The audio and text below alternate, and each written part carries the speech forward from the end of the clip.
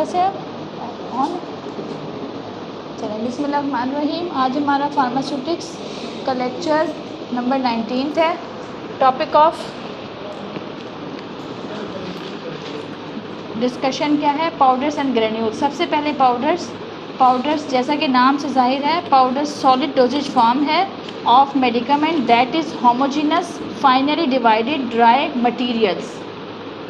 Homogeneous क्या है कि वो उसकी जो है ना होमोजेनिसिटी, एक जैसे पार्टिकल्स होते हैं।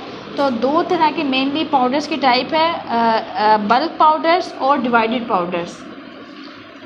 बल्क पाउडर के जैसे कि नाम से जाहिर है कि ये लेस पोटेंट होते हैं और ये in the form of bulk powder supplied होते हैं इन द लार्ज कंटेनर्स।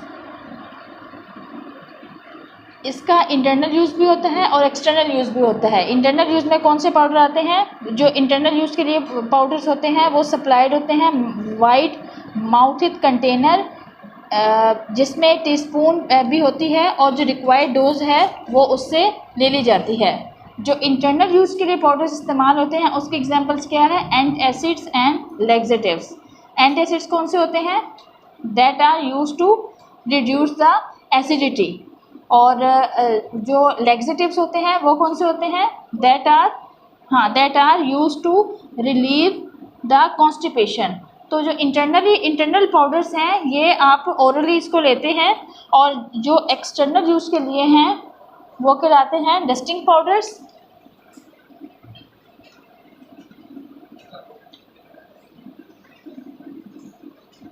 अच्छा,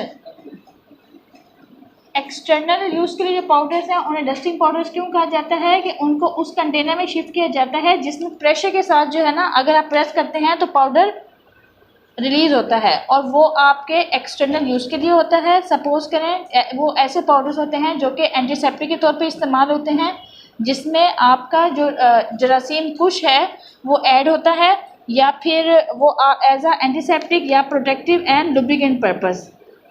और ये प्रेशराइज्ड प्रेशर एरोजोल्स की तरह जब आप उसको प्रेस करते हैं तो पाउडर रिलीज़ होता है। ये कहलाता है एक्सटर्नल पाउडर्स। डिवाइडेड पाउडर्स कौन से होते हैं? जैसा कि नाम से जाहिर है कि ये पाउडर्स डिवाइडेड उसमें होते हैं ताकि ये एट वन टाइम एक यूनिट डोज ली जा सके। तो होता ये है कि जो डिवाइडेड पाउडर्स होते हैं उसको सिंगल यूनिट डोज होती है, उसमें वो प्रेजेंट होते हैं, और जब उसको किसी पेशेंट को अगर इस्तेमाल करवाना होता है तो उसको डिवाइडेड, वो क्योंकि ओपन फॉर्म में होते हैं, डिवाइडेड पाउडर होता है वो किसी भी मेडिकामेंट्स का हो सकता है, तो जब इस्तेमाल करनी होती है वो सिंगल यूनिट डोज में सप्लाई किया जाता है।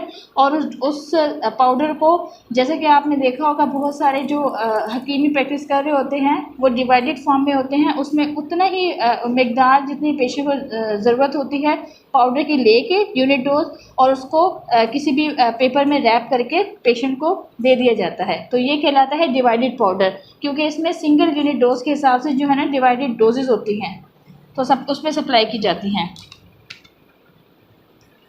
ये सिंगल भी हो सकते हैं और कंपाउंड भी हो सकते हैं। सिंगल कौन से होते हैं? जिसमें खाली एक मेडिकामेंट होता है, और कंपाउंड कौन से होंगे? जिसमें मोर देन वन मेडिकामेंट, दूसरा भी कोई उसमें मेडिसिन एजेंट ऐड हो सकता है। और इसकी एग्जांपल क्या हो सकती है? जैसा कि एनाल्जेसिक्स या ORS, ओरल रिहाइड्रेटेड सॉल्यूशन, जिसमें आपके कुछ मिनरल्स ऐड होते हैं, और जो एग्जांपल है वो क्या? एनाल्जेसिक्स। कुछ पेन किलर्स होती हैं जो कि एनाल्जेसिक किसे कहते हैं? एनाल्जेसिक्स, जो कि दर्द के लिए इस्तेमाल होती हैं, analgesics.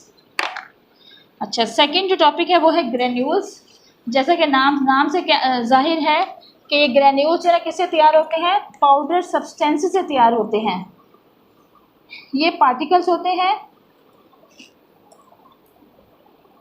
Which are made to aggregate by addition of solvent और बाइंडिंग एजेंट्स। अच्छा, ये पाउडर्स में अगर आप कोई भी सॉल्वेंट या बाइंडिंग एजेंट ऐड कर देते हैं तो उससे आपके ग्रेन्यूल्स तैयार होते हैं, और ये इरेगुलर शेप के भी हो सकते हैं, लेकिन मोस्टली जो ग्रेन्यूल्स हैं वो स्फेरिकल इन शेप होते हैं।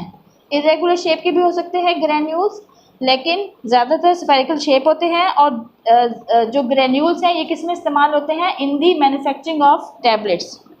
इफरवेसेंट ग्रेन्यूल्स, जैसे कि आपने देखा होगा जो कैल्शियम का सप्लीमेंट है, इफरवेसेंट ग्रेन्यूल्स, उसमें होता ये है कि ग्रेन्यूल्स जो मेडिसिनल एजेंट है इन ए ड्राई मिक्सचर वो उसको हमने sodium bicarbonate, citric acid, Antarctic acid के साथ तैयार करते हैं और उसको भी जब पानी में ऐड करते हैं तो एसिड का और बेस का जो रिएक्शन होता है उससे सोडियम बाइकार्बोनेट बनता है, उसकी वजह से जो मेडिकामेंट है वो पानी में डिज़ोल्व हो जाता है।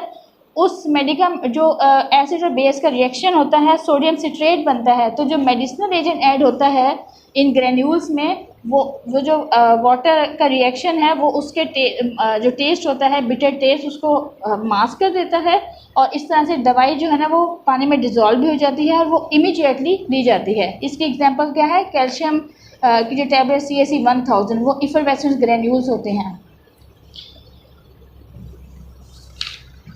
तो ये इसका टॉपिक था। अच्छा, ये हमारा आज का टॉपिक